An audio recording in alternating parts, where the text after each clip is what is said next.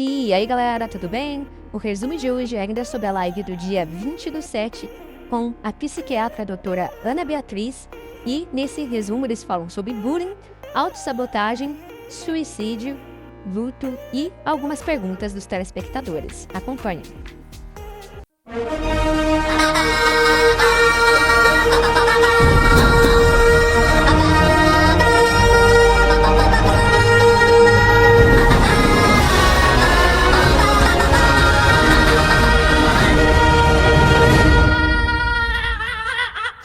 É um super desafio e eu sempre falei em relação ao bullying, enquanto a gente não entender, não é fazer campanha de bullying de cima para baixo, tem que fazer na horizontal.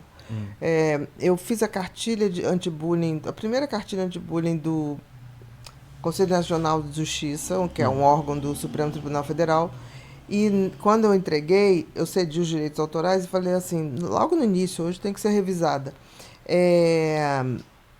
Gente, a gente tem que pensar em campanhas horizontais, que as próprias crianças e adolescentes façam. Então, assim, propus um Se concurso engajem. de categoria de rap, de poesia, de stand-up, desse coisa de fazer comédia. Comédia. Solo. Botei vários, música, tudo, né? E que isso fosse uma coisa de território nacional, com uma premiação, como se fosse um Oscar. Porque ali eu dou valor a quem está fazendo uma campanha, né? Mas nunca saiu do papel. Aí fica difícil, porque aí continua falando para quem já sabe. Por exemplo, eu falar para um professor, o professor sabe. Eu falar para um pai, ele acha que sabe. Mas quem tem que saber e produzir esse conteúdo, ser valorizado por isso, é o próprio adolescente. Eles têm que se envolver ativamente nos projetos, tem que se envolver e ser né? premiado, porque aí eu tiro essa vulnerabilidade. Porque o cara que faz sofre de bullying, faz uma campanha de bullying, consegue fazer um esquete de teatro sensacional ou um rap sensacional, ele vai ter poder por outra coisa, por talento. E talvez o talento seja o melhor poder que você pode dar a uma pessoa. Puxa, é verdade, né? Eu já sofri bullying. Eu também. Você já sofreu bullying? Já. É isso que eu ia perguntar. Você tem uma história de...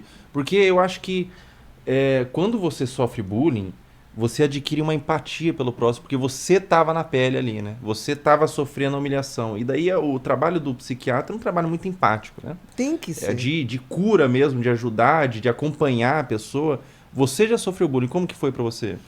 Olha, me deu essa sensação, porque eu nunca fiz parte da turminha de populares. Eu era aquela pessoa que gostava de ficar quietinha, gostava de ficar lendo. Então, eu era uma pessoa meio esquisita, né? E que eu me interessava por coisas que a maioria não se interessava. Eu achava tão idiota ficar jogando papelzinho na cabeça do outro. Falei, pô, não ia aqui perder esse tempo. Eu ficava lendo enquanto as pessoas estavam fazendo isso. E eu me lembro que aquilo eu falei, mas por que eu não estou incomodando ninguém? Entendeu? Pô, não estou incomodando, não estou querendo chamar atenção. E eu me lembro que na minha cabeça, na adolescência, eu falava assim, um dia eu vou fazer alguma coisa que seja tão legal que essas pessoas vão se arrepender de não ter me visto. Mesmo? Eu me lembro. Que legal. Mas eu fico pensando que se alguém tivesse me oferecido naquela época, eu achava tão injusto que do tipo, as pessoas, algumas meninas falam assim, se você não pertencer ao grupo da gente, você nunca vai ser querida, você nunca vai ter os meninos populares. Eu falava assim, não estou nem pensando nisso, nesse exato momento. Não, mas você vai ver, você vai ser excluída de tudo. Eu falava, você não vai no aniversário. Quase que eu falei, graças a Deus, entendeu? Porque eu sempre fui meio fóbica social. Sim. Então eu falava, é um bem que me faz, mas eu não sabia. E eu me lembro que nessa vulnerabilidade, eu comecei a me afastar mais, ficar mais quieta. E eu me lembro que deixei de frequentar a escola uma época, assim, não aguentei de tanta perseguição por nada. Eu só queria ficar quieta, só queria ler. E tirava nota boa, não sei, talvez eu causasse algum desconforto. E eu me lembro que na minha cabeça eu ficava assim, um dia eu vou fazer alguma coisa tão bacana que essas pessoas vão se arrepender. Mas isso era uma coisa de resiliência interna, tá? Mas eu fico pensando, se eu tivesse sido seduzida por alguém que falasse, pô, vamos dar um jeito nisso, olha, se você fizer isso aqui, essa maldade, você vai provar que Que é pior que ele vai poder mostrar Naquele poder. momento de sofrimento, É porque eu não tinha acesso a isso tudo. Eu tive uma coisa que era uma coisa interna minha. Eu sempre digo que quem sofre bullying, e você tem duas possibilidades. Ou você sofre bullying e você detona, né? também acho. Detona e pode até chegar ao suicídio. Ou você, em algum momento, você descobre um talento, cria uma resiliência e você consegue ver no futuro as coisas mudando. Para mim foi assim. E eu me lembro que quando eu comecei estourei como escritora, não sei o que lá, foi muito engraçado. Teve gente que me ferrou inteira. Encontrar com gente assim no aeroporto e falar, nossa, e eu olhava e falava, cara, você é cara de pau. Teve gente que eu tive esse prazer. Você falou? Não fui indelicada, não, mas eu falei assim, se fosse você, não falava comigo. Você sabe que você não foi legal comigo. Ah, a pessoa chegou pedindo foto, chegou Lembra de mim? Eu reconhecendo. falei, claro que eu lembro. É, Você me excluiu disso, disso, disso. Agora, aqueles que quando eu fiquei um tempo sem a aula, eu falei, pô, Aninha, volta. Não, a gente tem que resistir. Esses caras são babaca mesmo, não sei o que, tá. Esses, quando eu encontro, cara, é um abraço. E eles falaram assim, bem que você dizia, que um dia eles iam se arrepender. Quem apanha não esquece. Quem né? apanha Quem não apanha esquece. não esquece. E quando a gente está sofrendo humilhação e alguém estende a mão, a gente vai ser a pessoa mais fiel para aquela pessoa. Gratidão. Vai Aí é levar. gratidão, Você cara. sim eu vou Eu levar levo. comigo. Isso é muito legal, porque tem. Mas também eu nunca quis vingança com ninguém. Eu Nunca só vingança. queria, tipo assim, deixa de ser babaca. O bullying que você sofreu, a humilhação, serviu de combustível para você trazer Foi. algo para o mundo, Foi. ajudar pessoas que passam, inclusive, pelo que você viveu. Foi. Tanto que, tipo assim, quando eu fui chamada para fazer a cartilha anti-bullying do Supremo Tribunal Federal, eu falei assim, cara, eu nunca pensei que chegaria a esse ponto, porque nem existia bullying. A palavra não era bullying.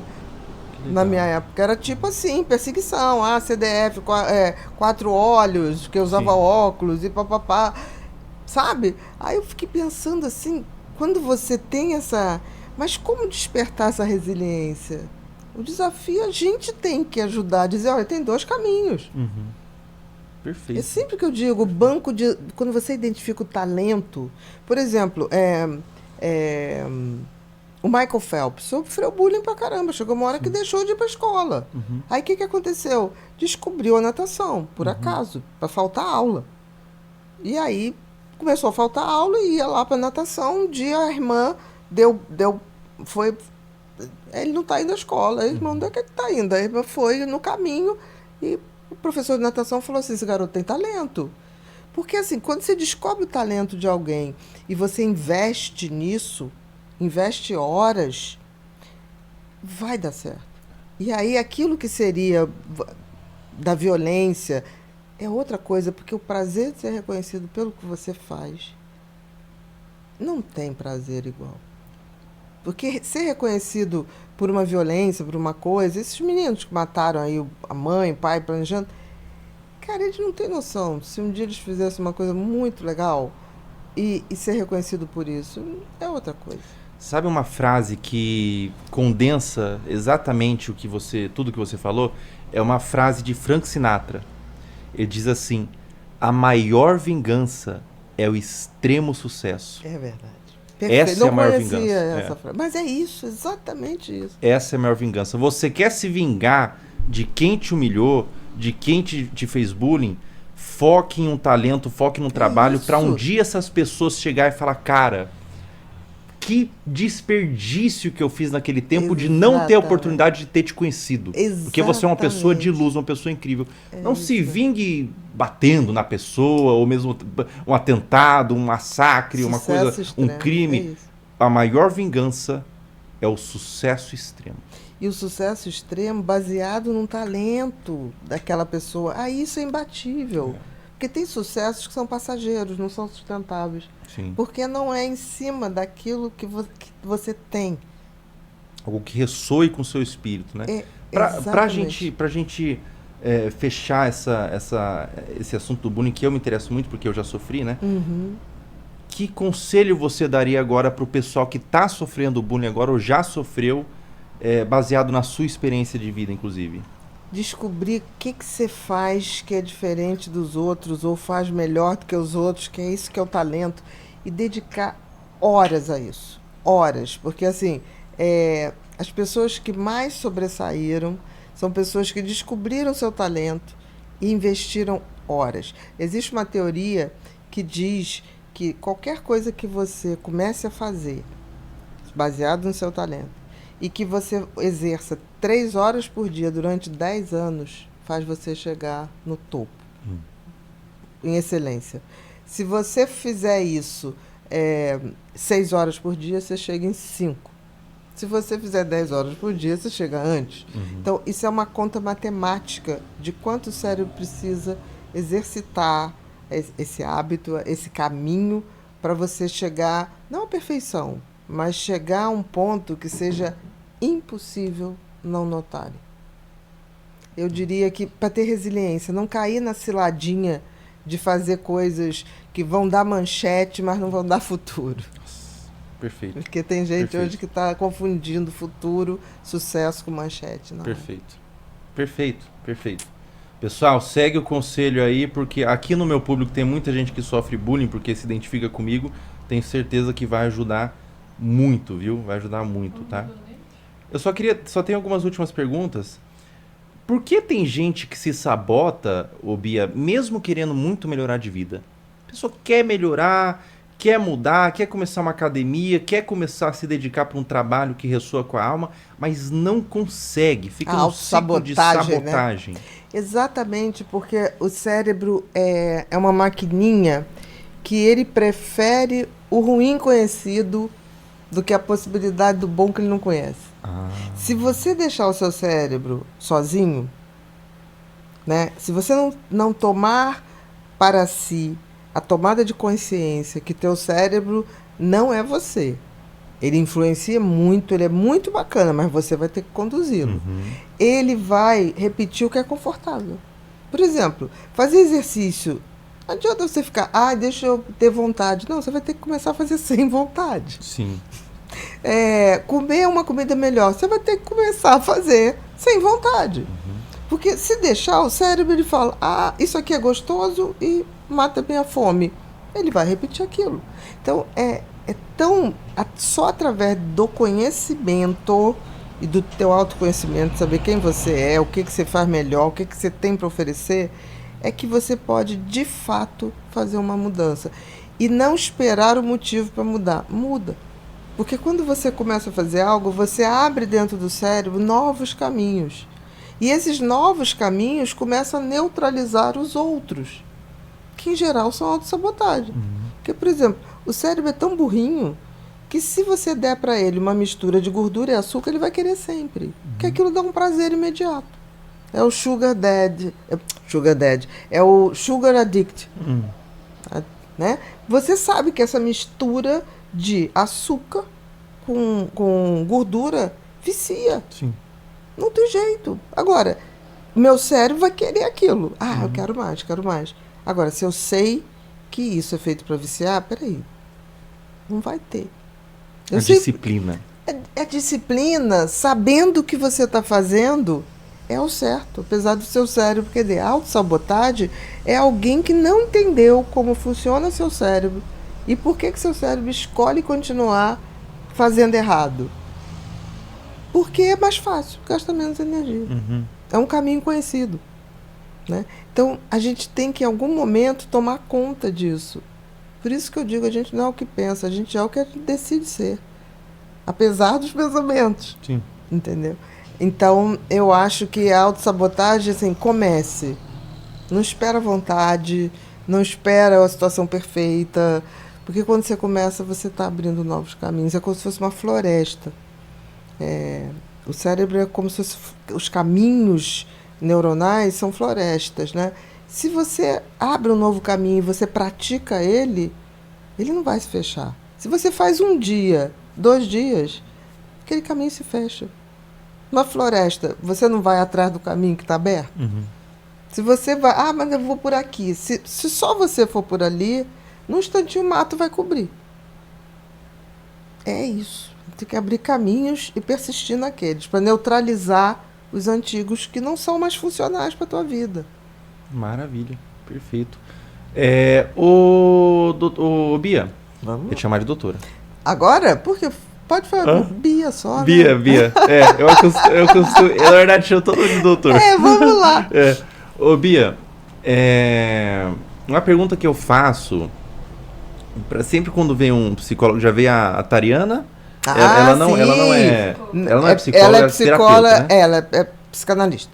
Psicanalista. Isso. A Tariana e veio Acho que ela é terapeuta. Terapeuta, de base psicanalista. Veio também o Álvaro Machado Dias, conhece? Não, Álvaro não, a Tariane conheço. O Álvaro Machado Dias é neurocientista. Uhum. Genial no Brasil. Inteligentíssimo. E eu fiz essa mesma pergunta.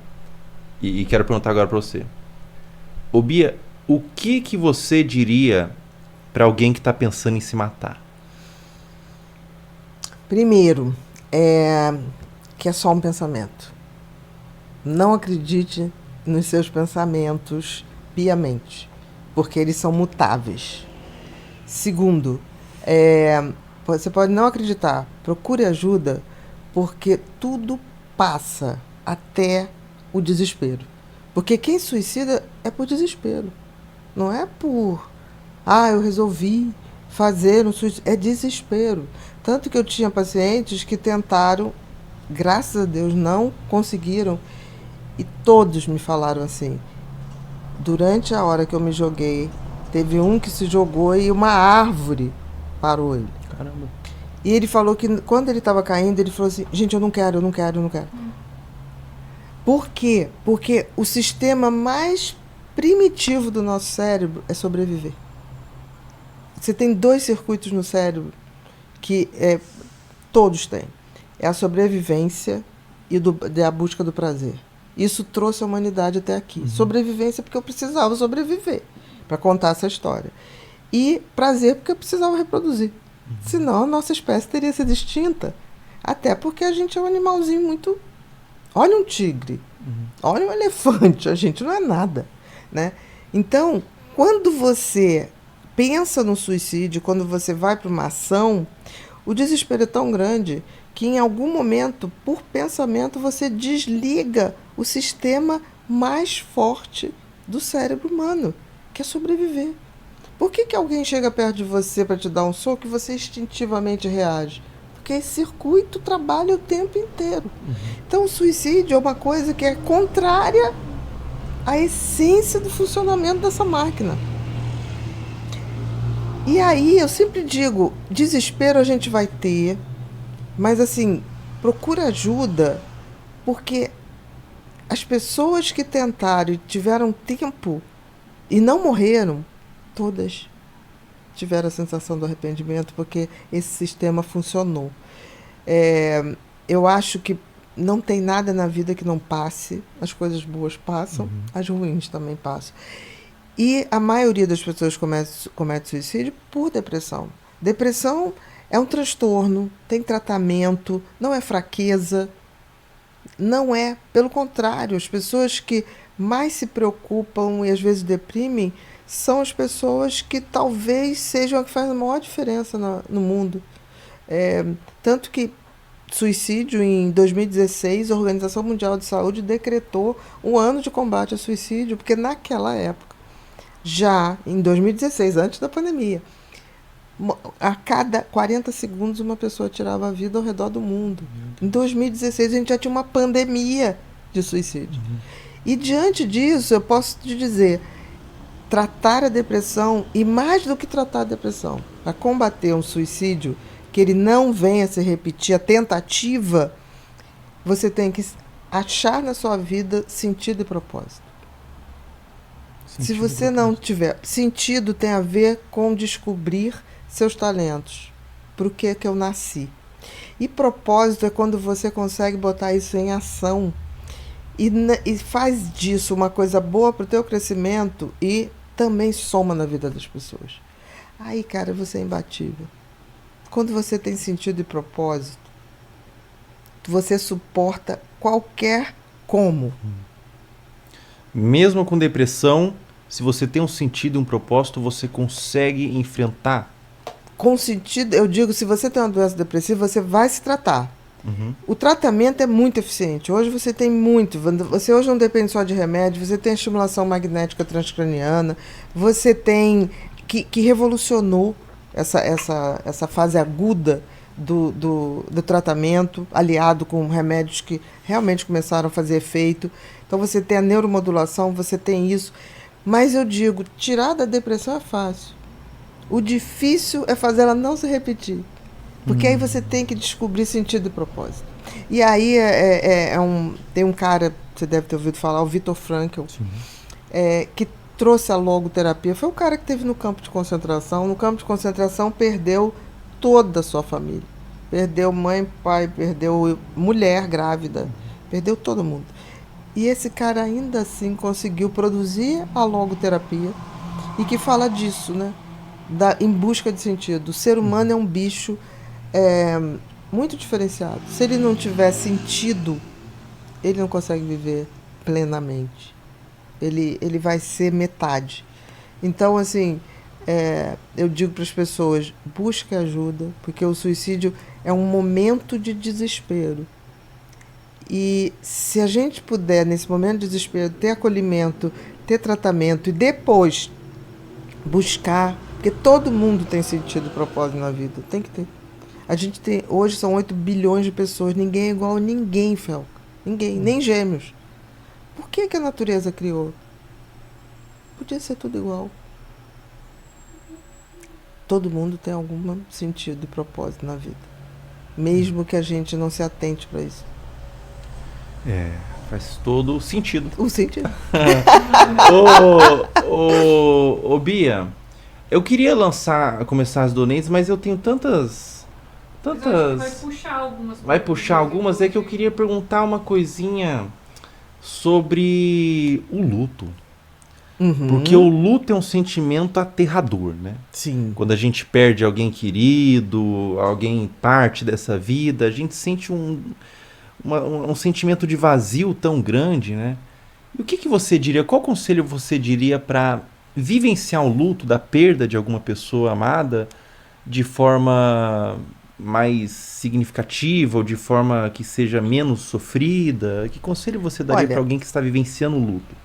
Primeiro a gente tem que entender que o luto é um ritual, né? De despedida. Eu não tenho nada contra o luto. Porque, assim, se você está no luto, é sinal de que você perdeu algo que valeu a pena. Luto é privilégio de quem deixa saudade. Né?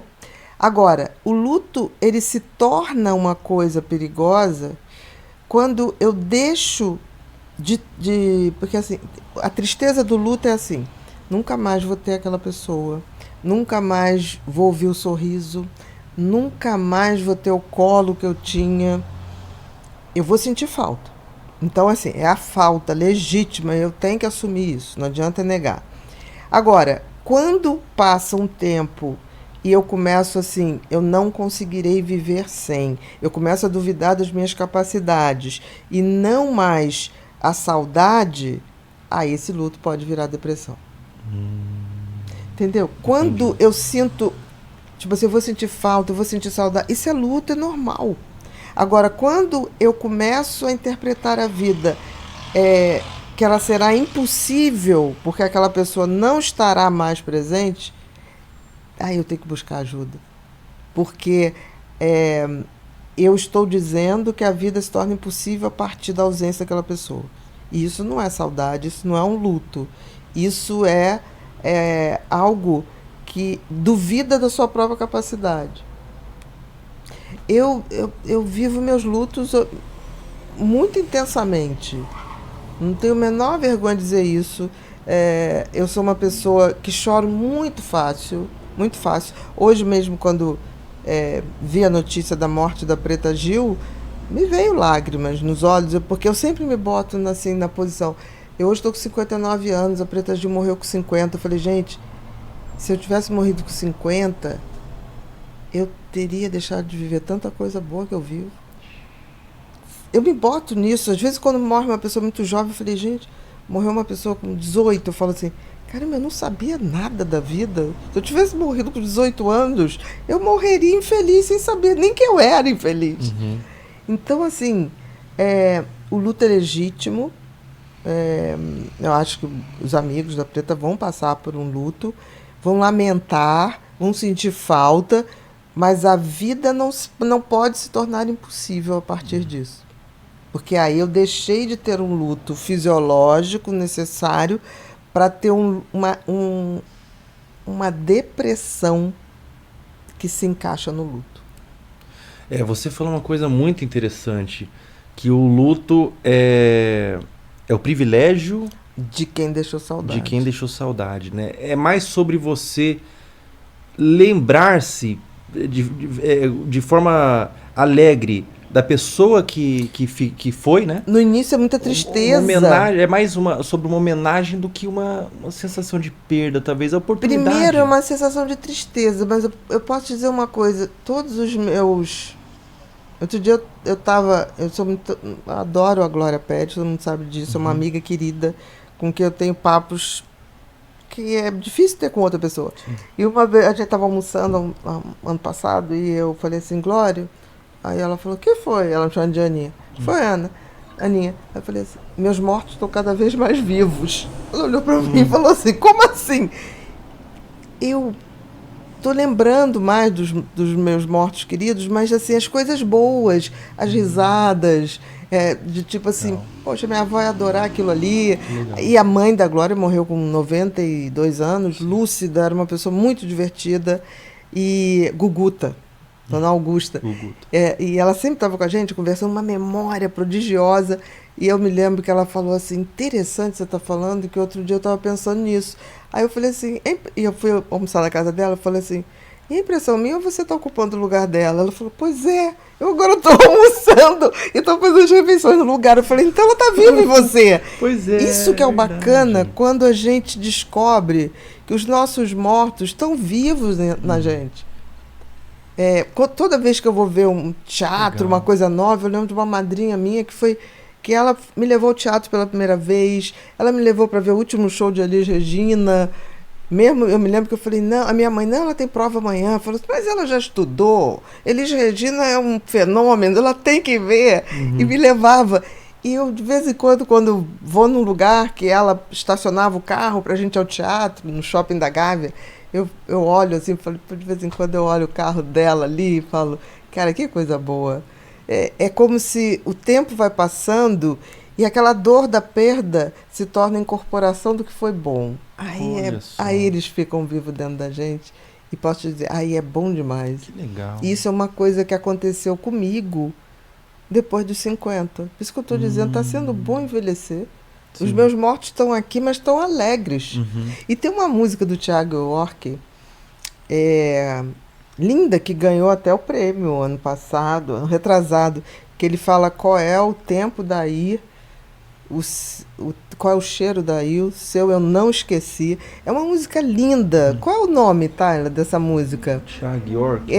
Ele ganhou um prêmio que fala dessa saudade de alguém que já foi. É linda. É linda. Tudo que a fé pode tocar. Esta música, para quem tem um luto, é maravilhosa, porque é a saudade do café, é o cheiro que volta da pessoa, das lembranças. Então eu posso dizer, se a gente passa pelo luto direitinho e a gente passa a valorizar o que foi bom,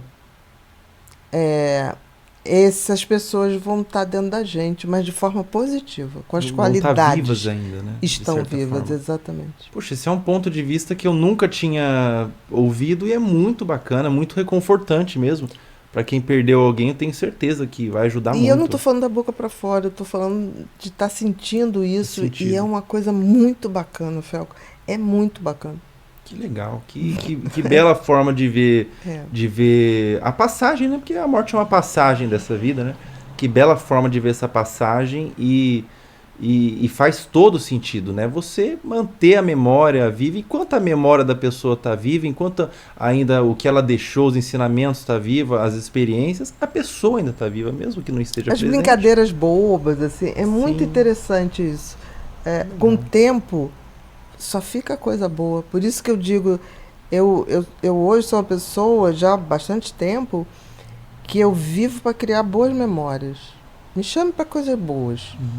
Porque, assim, eu não vou perder meu tempo com coisa que não vai me dar boas memórias, Sim. né? Porque assim, e boas memórias nos outros também. Uhum. Porque todo mundo vai. A diferença é que a gente não sabe. Eu brinco que nem aquele filme Soul, né? Sou. Que tem a fila. Aham. Às vezes alguém pula a fila, às vezes Sim. você se adianta, às vezes aquele mais novo que você acha que não ia, vai na frente, aquele mais velho demora mais. Uhum. A gente não sabe a ordem da fila. Mas eu vivo todo dia para poder, tipo assim, se for o último dia, tá valendo. Sim. Tá valendo. Você fazer coisas hoje que o seu tempo seja bem utilizado. Com certeza, com certeza. Por exemplo, quando a gente se falou lá no Instagram, e eu falei assim, eu tirei 20 dias de férias depois de 15 anos. Eu só tirava 5, Caramba. 5, 8, assim, esticando, né? Feriadinho. É. E aí, quando você falou, eu falei, putz, eu não vou poder, mas eu posso em julho. Você lembra que eu falei, eu posso. Sim. E eu estava muito feliz para vir aqui, porque eu falei assim, tenho certeza que não vou lá desperdiçar meu tempo. Ah, Vou que fazer legal, o fico tempo feliz. valer. E feliz. tá valendo. Tá valendo muito pra você, pra mim e com certeza pra todo mundo que tá assistindo aí, né? E com certeza vai ajudar muita gente aí, né? Vamos começar a rodar os donates? Então tem umas perguntinhas que o pessoal colocou aí. Mandem as perguntas aí do pessoal que tá assistindo a live aí.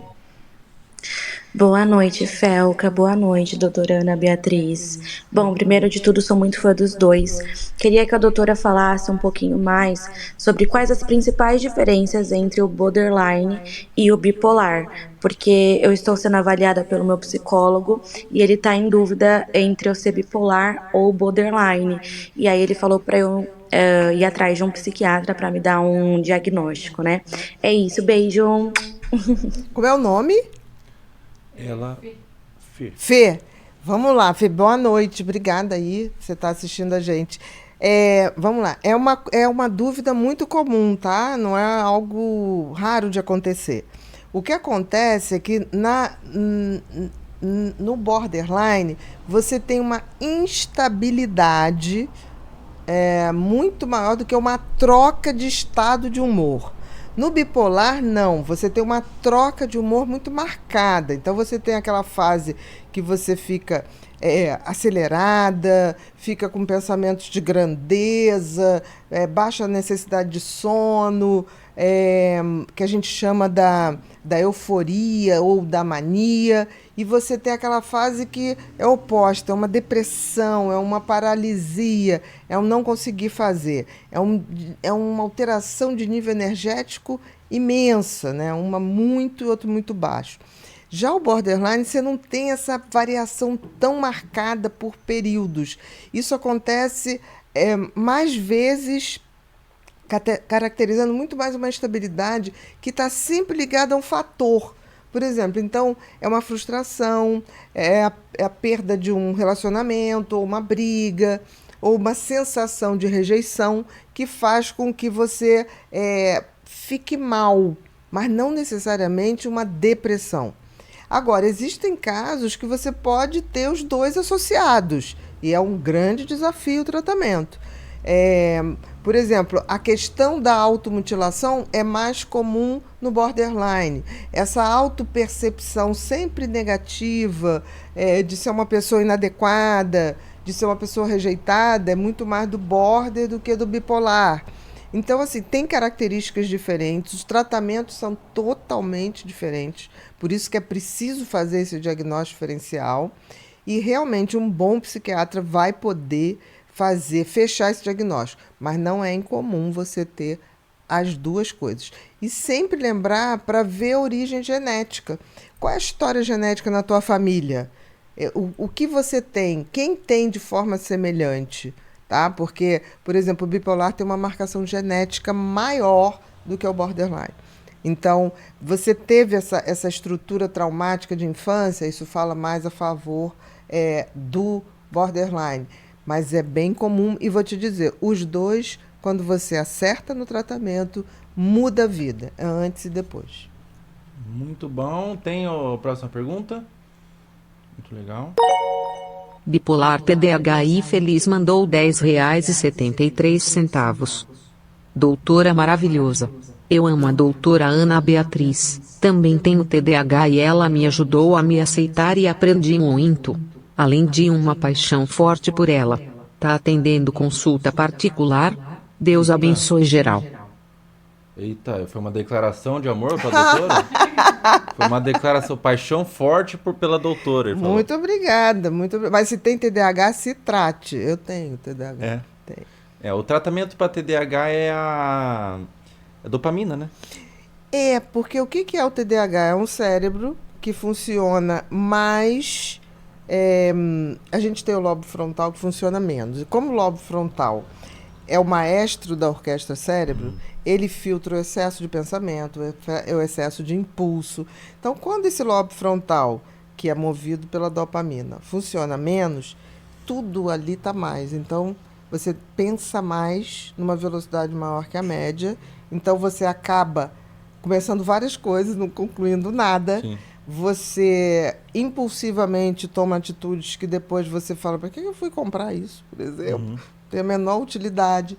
Então, e isso faz com que você também, como você tem os pensamentos muito congestionados, digamos assim, faz com que você não foque a sua atenção de uma forma produtiva na hora que você tem que ter. Ao mesmo tempo, quem tem TDAH, quando tem coisas que dão tesão e paixão, aí você faz o tal do hiperfoco, aí que você não consegue sair daquilo. Por isso que eu levei 15 anos para tirar 20 dias de férias. Hiperfocada. Ô, doutora, Bia, hoje você faz tratamento com remédio do TDAH? Não mais. Eu Já fiz fez? durante uma época, usei a antiga Ritalina e usei uma coisa chamada buspirona, que era para ansiedade, porque o TDAH, ele em geral vem junto com a ansiedade, pela velocidade. Ele tem o tratamento de uso contínuo ou é só pontual? Por Não, exemplo, o Venvan, se gente... não me engano, é pontual, né? Quando a coisa tá... Quando você precisa concentrar, toma um Venvan. Porque nem todo mundo responde a psicoestimulante. O Venvance, ele é um psicoestimulante. Pode ser muito bom, mas o problema é que ele tem um efeito acumulativo, que depois ele começa a dar insônia, irritabilidade. Então a gente tem que ter muito cuidado, que nem todo TDAH precisa de psicoestimulante. Tem uns que respondem muito mais a coisas feito neurofeedback, por exemplo, que é uma ginástica cerebral, que você faz uma ginástica para o lobo frontal. O que é o neurofeedback? O neurofeedback é um mapeamento cerebral, que você vê a atividade cerebral elétrica em tempo real. Então, você começa a trabalhar aquela atividade, pode ser através de jogos, por exemplo, pode ser através de filme. Você começa a trabalhar aquela atividade para que você tenha mais ondas beta, que é onda de trabalho. Você começa a desenvolver esse lobo frontal para que ele se organize melhor. Então, o neurofeedback é uma neuromodulação, que é muito bacana para o TDAH. Muito. Mas é uma coisa de hábitos mesmo que você vai adquirindo ali. Não, existem maquininhas que você faz. As maquininhas, mas não é com remédio nem nada. Não, o neurofeedback não. Vai ver onde não está legal e vai colocar atividades que estimulem aquilo lá. Exatamente. O que você pode associar a remédio também? Pode. Não tem problema. Mas, por exemplo, quando eu tratava, meus adolescentes, todos que usavam psicoestimulante, que é a Ritalina, o Concerta, o Venvance nunca gostei de passar. Férias eu mandava suspender, entrou de férias, mandava suspender. E eu sempre tratava a questão de você descobrir. O TDA funciona. Quando você descobre o talento dele, esse hiperfoco é levado para desenvolver sentido e propósito. Talvez seja o transtorno mais fácil de responder a sentido e propósito. Porque o que acontece? Quando você faz uma coisa que já é um talento seu. Eu sempre fui voyeur de gente, eu sabia que eu ia ter que ir por aí, não sabia o que nem como. Você libera dopamina. O hiperfoco nada mais é do que a liberação de uma dopamina endógena, natural. Que você Se você não conseguir precisar. direcionar o hiperfoco para algo que é produtivo e faça sentido com a Nossa, sua alma, daí vira uma arrumar- máquina. Aí é difícil parar, gente. Que legal, né? Que legal. Ô, Adriana, roda mais uma donetezinha aí pra nós. Anônimo mandou R$10. Boa noite, Felca, Adriana e Ana Beatriz. Doutora, trabalho no período noturno pois tenho muita fobia social, só durmo de dia, até nas folgas, tudo para evitar contato humano. O que fazer para melhorar? Vamos as lá. pessoas aí, vampiros, né? Olha, fobia social, as pessoas confundem fobia social como se assim, a pessoa não gosta de se socializar. Não. Fobia social, as pessoas queriam muito se socializar, mas as pessoas passam mal diante da possibilidade de socialização e principalmente de ser foco de atenção. Eu tinha muita fobia social. É mesmo? Eu fugia da escola. E principalmente se tivesse festa, apresentação, eu não conseguia, paralisava. Então, a fobia social, na realidade, é um tipo de ansiedade.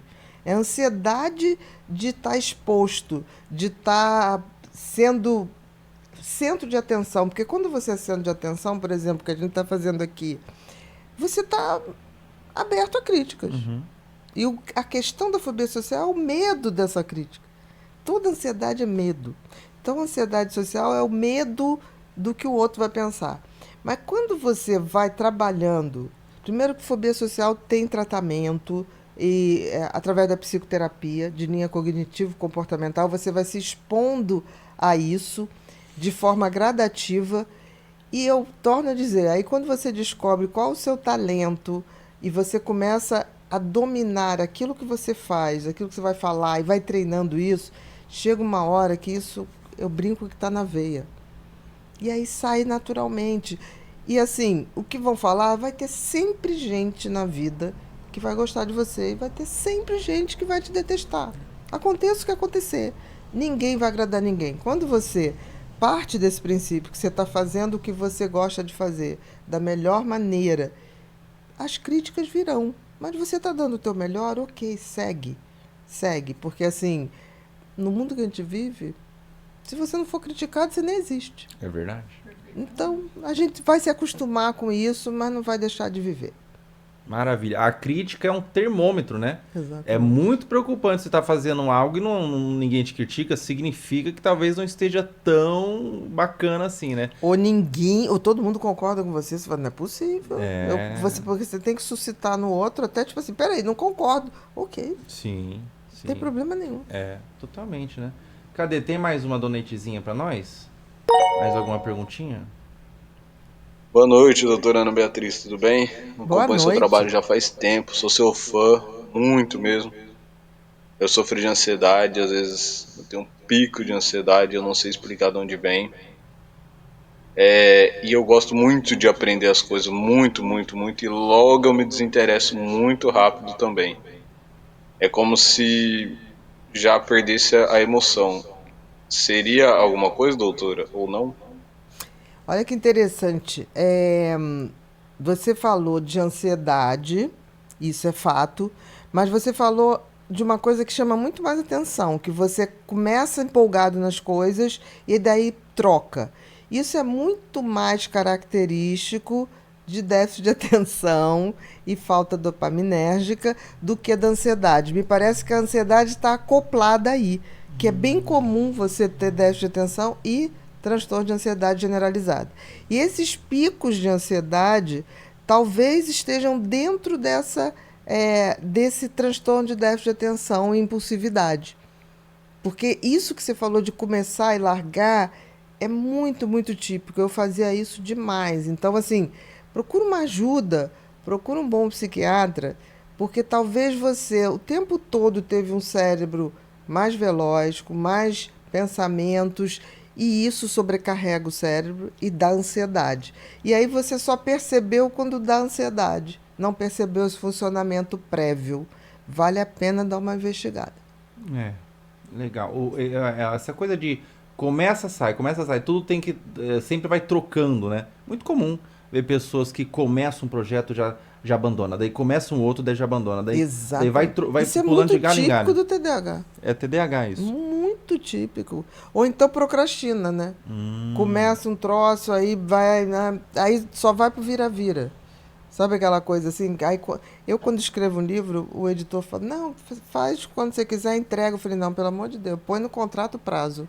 e me dá um prazo curto. Sem prazo não Porque adianta. aí porque essa coisa da responsabilidade, do ter que dar conta, isso dá uma dopamina. É, né? É porque tem muito aquela coisa Eu de deixar peço. pra última hora, né? Porque a última hora, libera dopamina. Você fica ativado. Claro, porque aí você vai pro tudo ou nada. Aquela assim, agora eu vou. Só que tem que você viver assim de vira-vira é exaustivo. Não vale a pena. Você envelhece. Então você envelhece muito.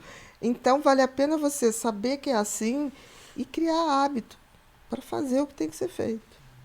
Você se entender, né? Você Exatamente. saber que você tem autoconhecimento e agir em cima disso, né?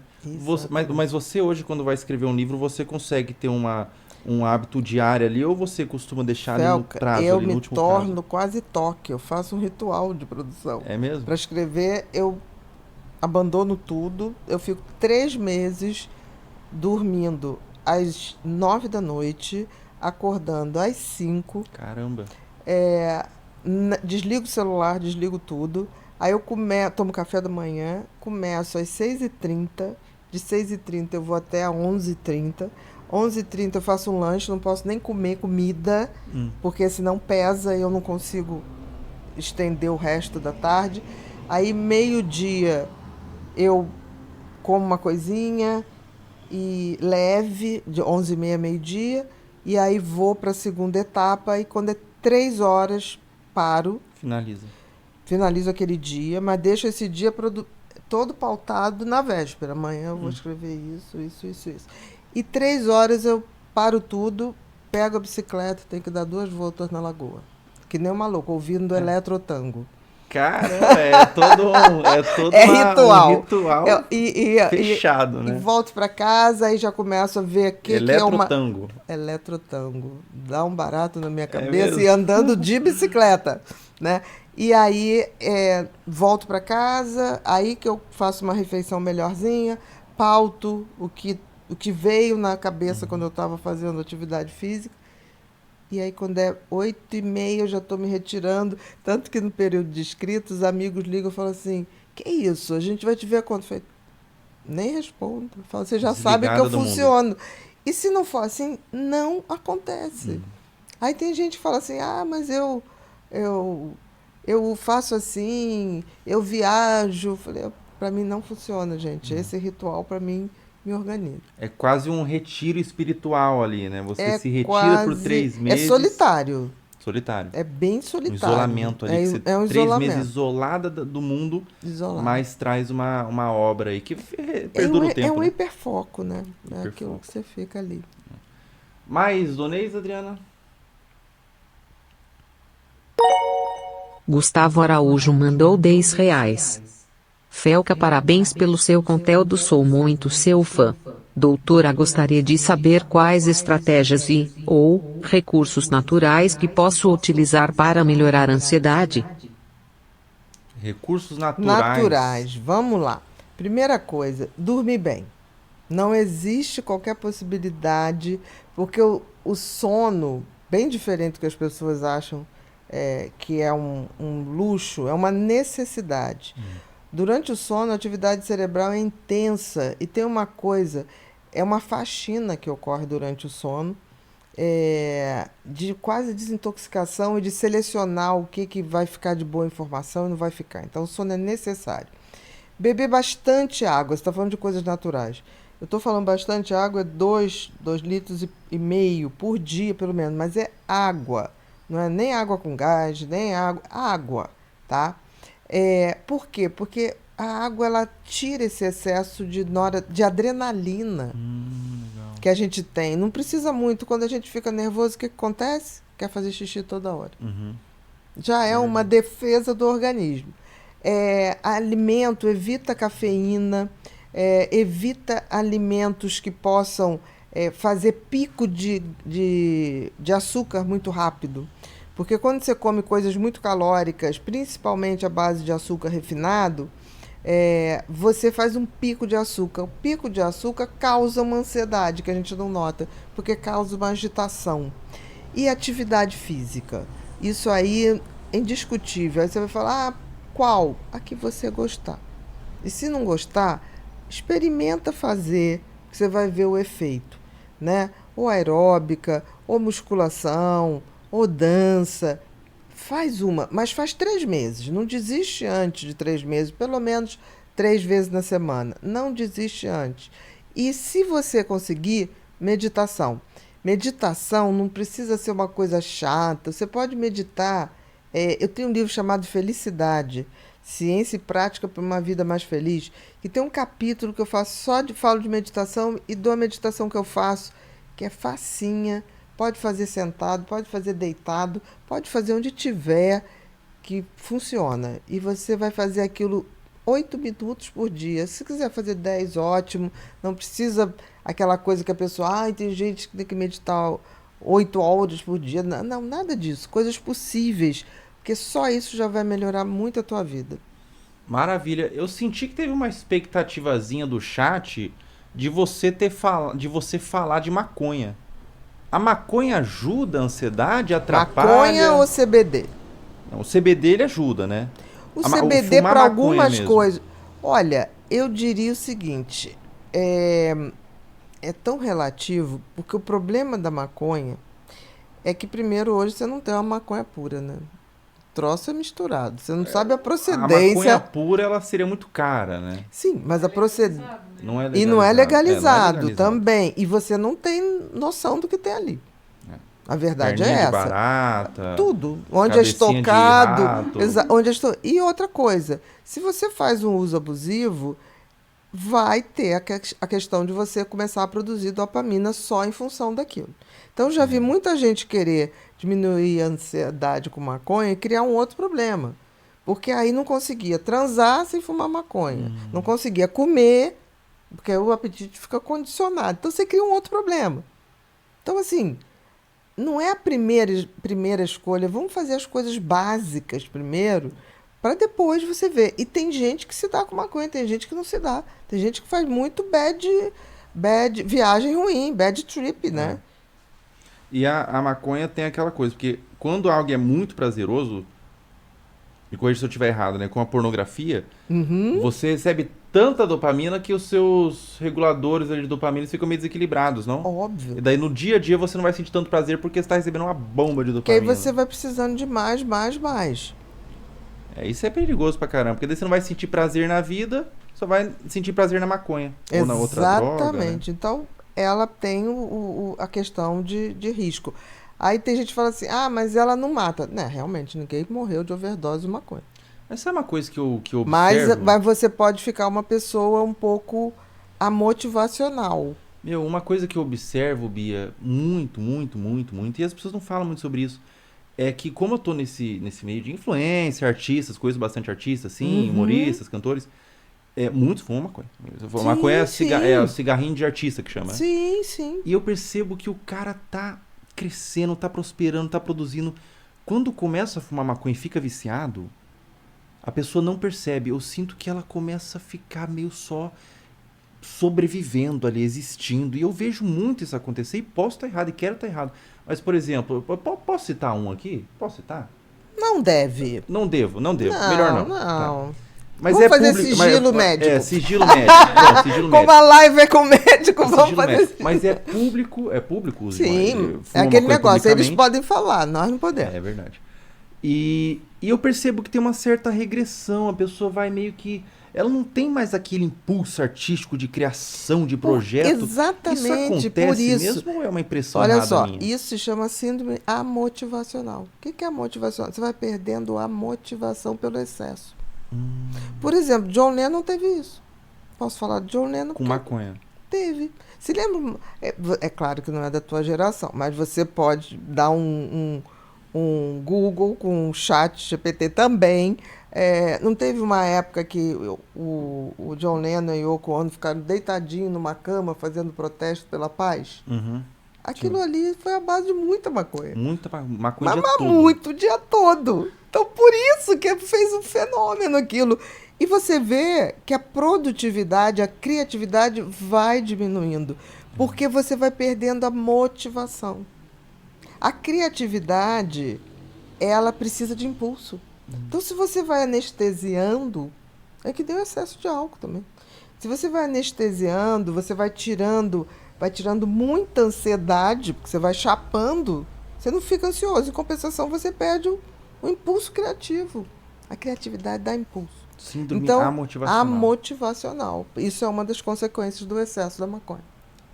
Caramba, e eu percebo muito isso mesmo, né? A pessoa vai começando a entrar no estado vegetativo. Maconha não é tão inofensiva quanto vocês pensam, viu, Não pessoal? é, porque tem essa descarga de dopamina. Agora, outra coisa é o CBD. Quando você tem CBD que tem 0 de THC, que é a parte da Vai maconha. ser legalizado e tudo, né? Sim, a parte da maconha que dá o delírio, que o excesso pode dar uma viagem esquisita. Isso dá improdutividade. Mas isso são casos específicos. Por exemplo, pacientes com TEA, que tem convulsão, ajuda muito. Isso é um legal. fato, ajuda muito mesmo. Né? Tem várias outras indicações. Mas cada vez o desafio é qual é a dose e qual é o tipo de CBD e qual é o teor de THC, que é a substância da cannabis que dá essa onda, digamos assim, Sim. essa desconexão da realidade. Então, Mas a sua percepção é muito interessante. A faz motivação sentido, né? total. Pois é, porque eu via isso, não via ninguém falando e eu percebia, reparei, assim, sabe? E fica repetitivo, né? É, Já notou também? sim. A pessoa ela fica sobrevivendo. Ela não tá mais E fica como se fosse monoassunto. só fala de maconha. Ou se É, só eu fala também de uma vejo coisa isso. ligada àquilo. A pessoa interessante. ela E respira ela não se maconha. vê. Ela não se vê. Você fala assim, gente, a pessoa. Você espera às vezes, não sei, né? Eu espero às vezes, sempre Total, que meu. conheço alguém, espero que essa pessoa fale alguma coisa que eu acho bem legal, que aquilo vai despertar dentro de mim algum novo caminho neuronal. Eu sempre tenho essa expectativa. E a pessoa fala a mesma coisa e eu fico olhando assim, eu falei, gente. Não é sustentável, né? Não é sustentável. Mas o negócio é que Agora, a pessoa se o não cara- se vê, né? Se o cara conseguir encaixar na rotina, é legal, mas é muito difícil. Porque tudo que libera dopamina causa vício. Você vai querer começar a colocar nos lugares onde não pode, daqui a pouco você vai estar fumando maconha pra ir trabalhar. Daí, Aí você fuma para ter apetite para comer.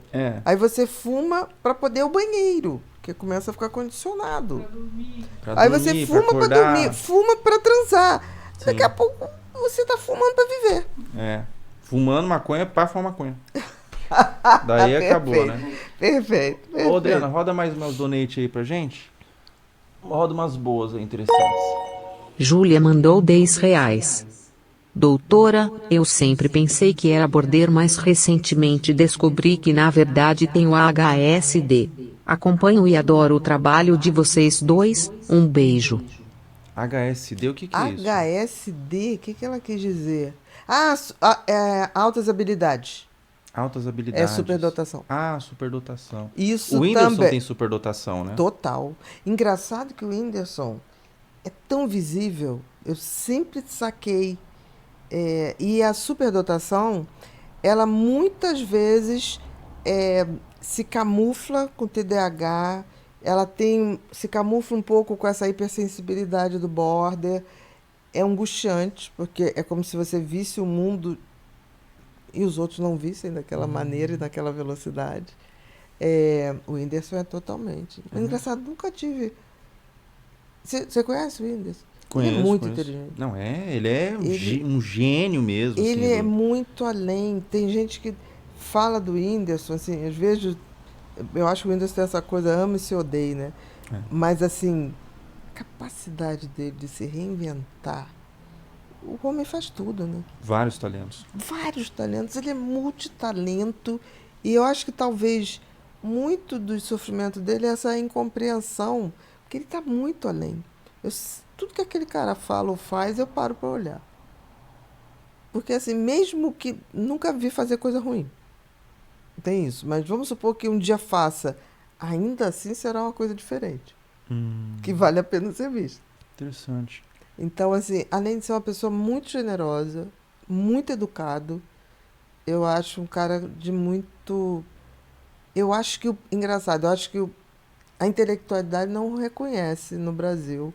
Eu acho que ele não é reconhecido como deveria ser, mas o público reconhece.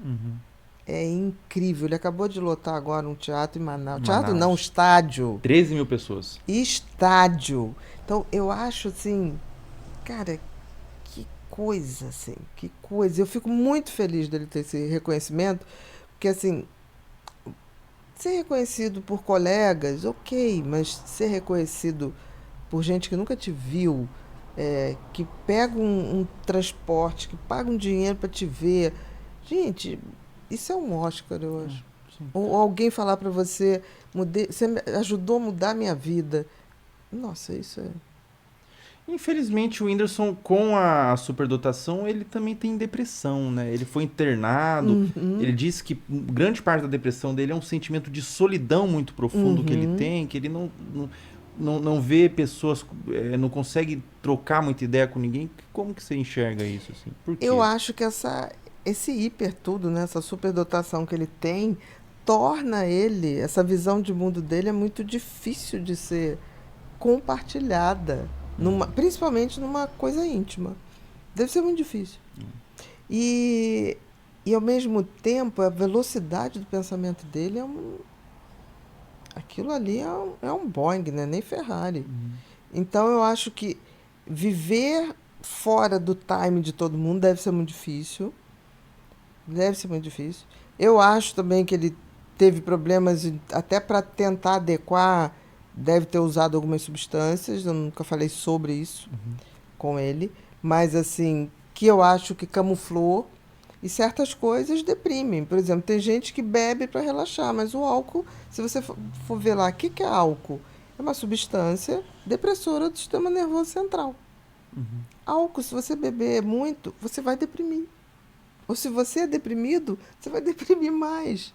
Então, assim, é bem comum ter essa coisa da depressão no superdotado, ter essa exaustão, ou ter essa solidão, né? Acontece muito. E qual que é o que você diria pro Whindersson aí, pra ele, se ele estiver vendo, ele acompanha aqui, né? Se ele estiver vendo esse trecho, o que você diria pra confortar o coração dele, ou mesmo pra ele ter às vezes uma melhora nas Eu crises acho que dele? ele já teve uma coragem absurda de se internar. Eu acho que foi inspirador. Ele teve um momento ali que ele viu que ele não estava legal. Então, isso eu já acho maravilhoso. Eu acho que ele devia se permitir entender o quanto tem gente que ama ele.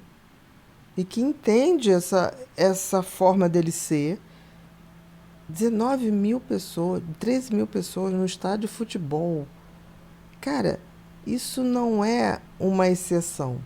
Isso está virando uma regra na vida dele. Eu sei que não é só isso, mas isso é uma coisa muito grandiosa. É muito grandiosa. Levar a alegria que ele leva para as pessoas, abrir questionamentos.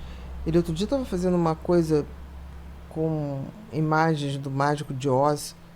Coisa fantástica. Com a Camila Pudim, né? Com a Camila Pudim. Que coisa. Quando eu vi aquilo, eu falei, eu não sei nem o que vem por aí, mas sensacional. E deu para ver que ele atua bem naquele ele faz tudo bem, ele compõe tudo. Bem. Então, assim, eu diria para ele se exigir menos, que tudo que ele faz já é muito bacana, e ele não esperar que vai ser super compreendido e entender que às vezes as pessoas não podem ver o mundo como ele vê, porque ele tem um funcionamento diferente. Mas contar com poucos e bons amigos, que eu acho que isso equivale. Maravilha. Bom, vamos finalizar? Já foram 3 horas de live. Tem uma donate muito especial aí para rodar, ou melhor a gente... Porque já são meia-noite já, o pessoal tá querendo descansar. Tem muita pergunta. Ixi, mas se não ficar rodando, é até às 6 da manhã. Mas tem muita pergunta. A gente deixa a promessa que vai ter outra. Pronto. Na próxima a gente faz. A gente faz por tema. Boa. Porque boa, aí quem fizer então, o donate... Boa. A gente deixa essas perguntas salvas. Na próxima live com a Bia a gente faz, viu? E o Whindersson também, ele talvez esteja vendo isso. Está convidado, viu, querido, para vir aqui no sofá. Vai ser um prazer conversar com você. Ô, Bia, você tem mais alguma última coisa que você queira falar? Alguma coisa que vai ajudar aí? Alguma coisa que vai causar, às vezes, uma mudança positiva e que está ouvindo. Algo que você queira falar para quem está assistindo para a câmera, para a gente finalizar? Olha, eu sempre digo o seguinte, aquilo que eu falei, viver para criar boas memórias, e outra coisa, tente inspirar as pessoas. Se a gente passar uma vida inteira sem ter inspirado uma pessoa, a gente viveu errado. É isso, perfeito. Bia, gostou de participar? Adorei. Que bom, eu gostei muito de receber você também. Pessoal, um beijo para vocês, voltem amanhã, bom descanso para cada um de vocês e tchau! E aí, o que vocês acharam do resumo de hoje? Deixe seu like, seu comentário, se inscreva e compartilhe com os amigos.